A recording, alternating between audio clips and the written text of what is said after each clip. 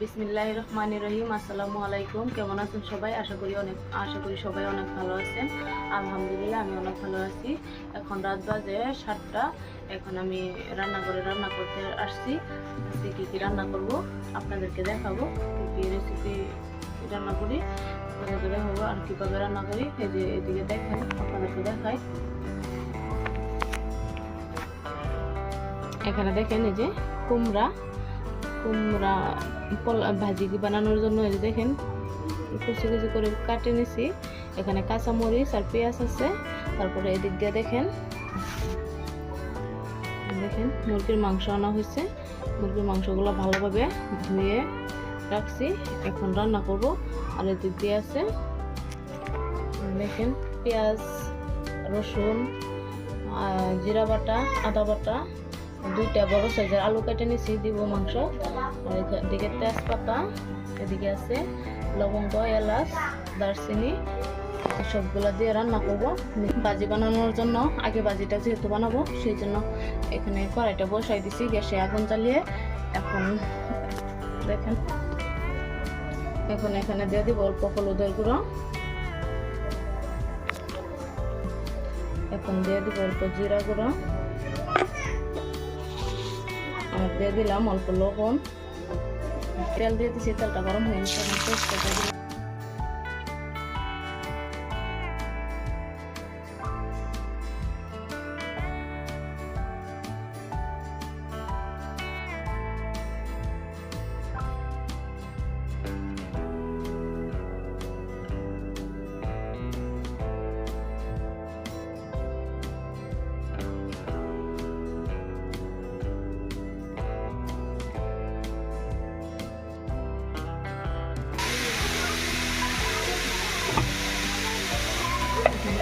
দেখে দিলাম। এখন দেখেন ওইদিকে ভাজিটা হয়ে গেল, এদিকে আমি মশলা দিয়ে দিই মাংসের মধ্যে। দেখেন দেখেন মসুর গুঁড়া দিয়ে দিলাম, আর ওদিক দিয়ে দিলাম হলুদের গুঁড়া। এখান থেকে দিয়ে দিব দেখেন রসুন বাটা, জিরা বাটা, আদা বাটা দিয়ে দিলাম, অল্প পেঁয়াজ দিয়ে দিলাম। সব কিছু এখন আমি মিক্স করে নেব ভালোভাবে। লবণ দিয়ে দিলাম, এখন অল্প তেল দিয়ে দিব।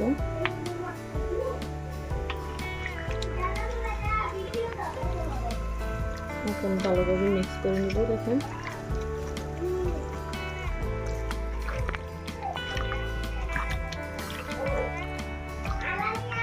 দেখেন সুন্দরভাবে মিক্স করা হয়ে গেছে। বন্ধুরা দেখেন আলুটা একলগে মিক্স করা ভুলে গেছি, একলগে মিক্স করে দিয়ে দিব সিদ্ধ হওয়ার জন্য মাখায়। ঠিক আছে, আমার মাখানো হয়ে গেছে। আর এদিক দিয়ে দেখেন কড়াইয়ে তেলটা দিয়ে দিছি, তেলটা গরম হয়ে গেছে। এখন দিয়ে দিব পেঁয়াজ,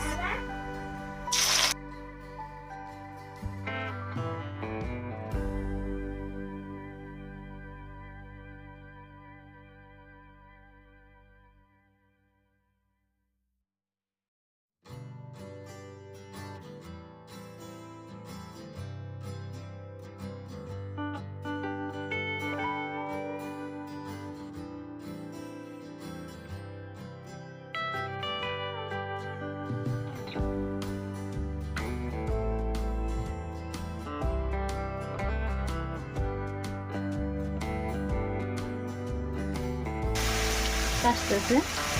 ঠিক আছে, এখন ডেকে দিব সিদ্ধ হওয়ার জন্য। আর এদিক দিয়ে দেখেন আমার ভাজিটা হইতেছে।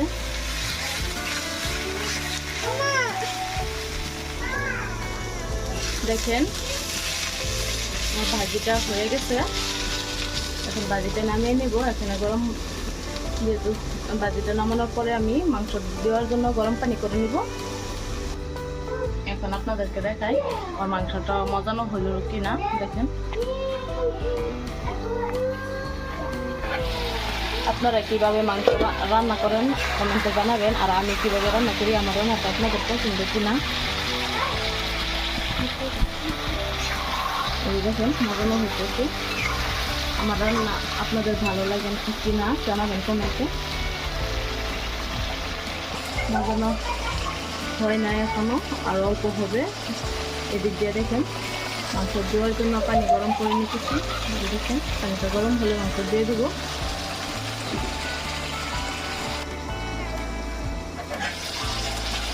দেখেন মাংস সুন্দরভাবে মজানো হয়ে গেছে। এখানে আমি গরম পানি রাখা আছে, এখন দিয়ে দেবো। দিয়েছিলাম নাড়াচাড়া, ঠিক আছে, এখন রেখে দেবো আবার। প্রিয় বন্ধুরা, আশা করি সবই আমার ভিডিওগুলো আপনারা দেখবেন।